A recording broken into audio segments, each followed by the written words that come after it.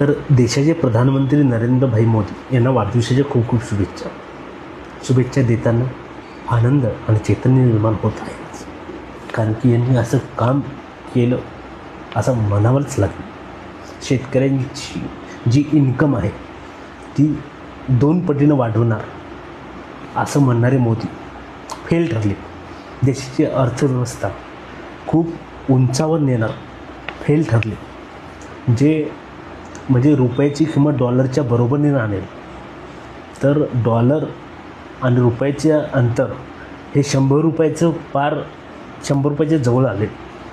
हे पण काम मोदीजींनीच केलं.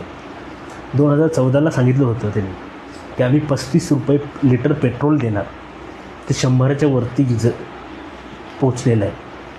आणि अनेक महागाईचे उच्चांक झालं.